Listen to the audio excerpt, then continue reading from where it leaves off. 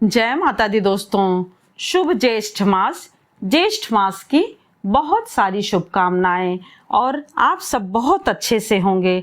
गंगा मैया की कृपा, दुर्गा माता की कृपा सब पर सदैव बनी रहे। दोस्तों, ज्येष्ठ मास में पड़ने वाले पर्व और त्योहार का अपने आप में बहुत ही ज़्यादा महत्व है।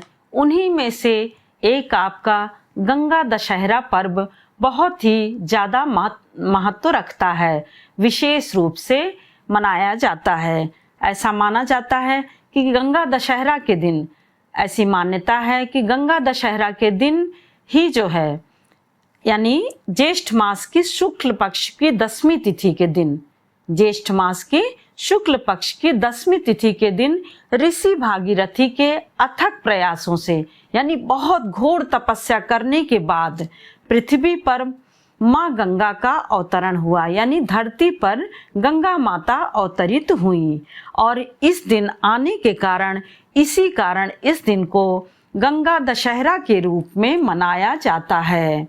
ऐसा कहा जाता है कि इस दिन स्नान करने से, गंगा का दर्शन करने से और स्नान दान करने से मोक्ष प्राप्त होता है और सभी तरह के जितने भी पाप होते हैं, जितने भी अरिष्ट होते हैं, वह सब कट जाता है। गंगा का अवतरण होने के कारण इस दिन को इसीलिए गंगा दशहरा के नाम से पुकारा जाता है। चूंकि 10वीं तिथि थी इसलिए दशहरा कहा जाता है और गंगा का अवतरण हुआ था तो गंगा दशहरा के नाम से जाना जाता है। तो दोस्तों, 2024 में गंगा दशहरा किस दिन है, शुभ मुहूर्त कब है, पूजन क्या है और इसकी पूजन से क्या लाभ प्राप्त होता है।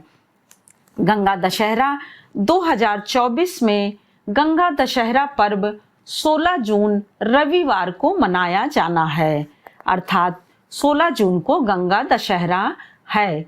गंगा दशहरा की तिथि यानी 10वीं तिथि का प्रारंभ 16 जून प्रातःकाल 2:32 पर हो जाएगी, यानी 16 जून की सुबह भोर में ही। और वहीं पर 10वीं तिथि जो आपकी लगी रहेगी उसकी समाप्ति 17 जून को प्रातःकाल भोर में ही 4:48 पर होगी। इस प्रकार से उदया तिथि के अनुसार गंगा दशहरा 16 जून को मनाया जाना है। 16 जून को शुभ और महत्वपूर्ण है। इस प्रकार से हस्त नक्षत्र प्रारंभ होगा 15 जून प्रातःकाल 8:15 पर और इसकी जो है प्रारंभ मतलब होगा 8:15 पे 15 तारीख को। और इसकी समाप्ति कब हो रही है, यानी 16 जून को, जिस दिन गंगा दशहरा है।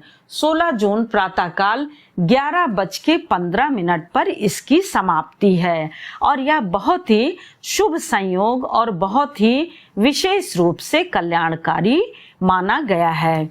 शास्त्रों के अनुसार गंगा दशहरा के दिन, जैसा कि हमेशा करते हैं सभी व्रतों में या सभी पूर्णिमा तिथि पर, अमावस्या तिथि पर, उसी तरह से प्रातःकाल गंगा में स्नान करिए।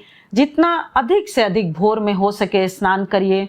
स्नान करने के बाद वहां पर सूर्य भगवान को जल दीजिए। जल देने के बाद दान पुण्य करने के बाद फिर अपने घर वापस आइए। और यदि यह ना हो सके, यानी गंगा जी नहाने का अवसर ना मिल पाए, तो अपने नहाने के जल में गंगा जल मिलाकर गंगा माता का ध्यान करते हुए, उनका नमन करते हुए, उनको प्रणाम करते हुए स्नान करिए।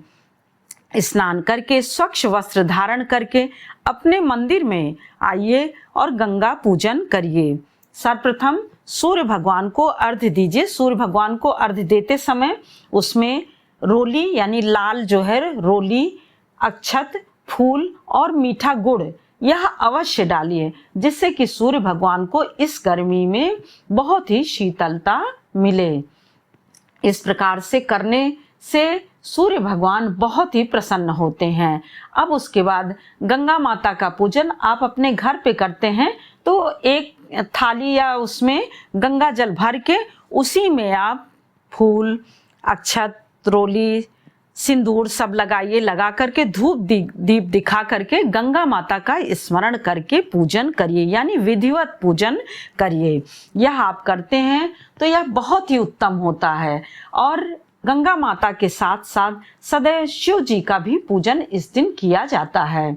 शिव जी का पूजन करना बहुत ही पुण्यदायी और फलदायी माना गया है, यानी स्नान दान के साथ साथ शिव जी का पूजन भी बहुत ही आवश्यक होता है।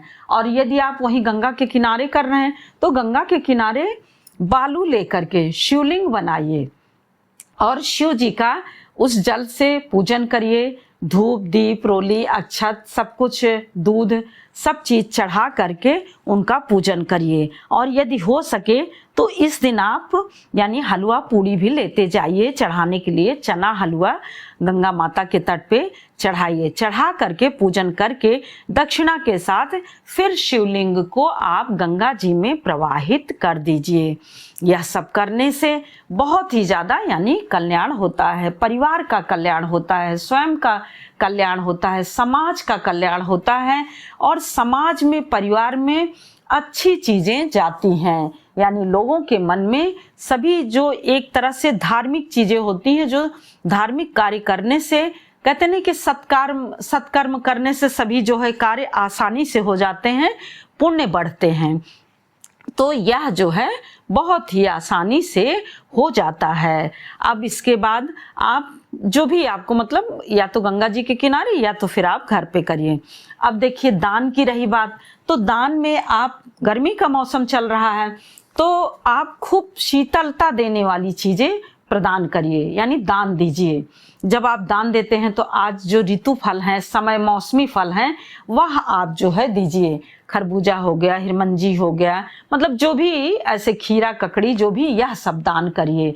और घड़ा जो है, घड़े में जल भर के मीठा शरबत, यह दान करना तो बहुत ही श्रेष्ठ और उत्तम फलों की प्राप्ति कराता है।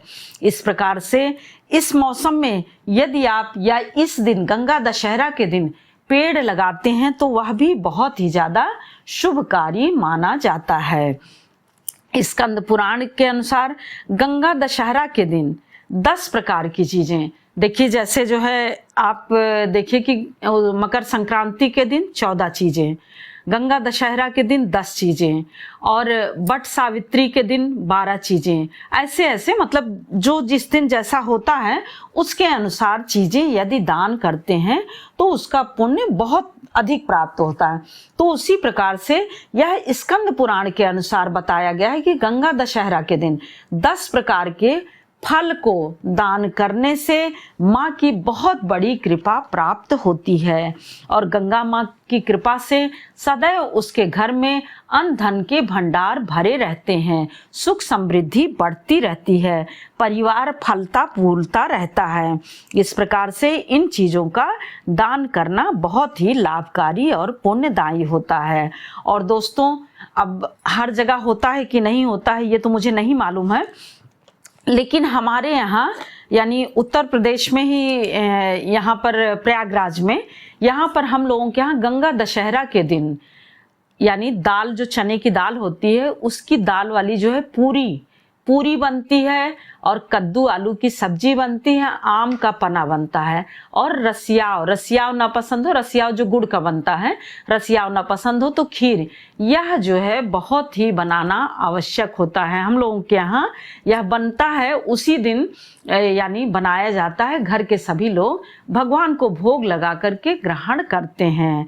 जय माता दी दोस्तों, फिर मिलते हैं एक और नई जानकारी के साथ। तब तक के लिए लाइक करिए, सब्सक्राइब करिए और बेल बटन जरूर प्रेस करिए जिससे कि नोटिफिकेशन सबसे पहले आपके पास पहुंचे। और यदि यह जरा भी सहायक हो तो कृपया शेयर करना बिल्कुल भी ना भूलें। और आपके एक शेयर करने से यह जो है हमारे लिए बहुत बड़ा मार्ग खोल देती है। जय माता दी दोस्तों।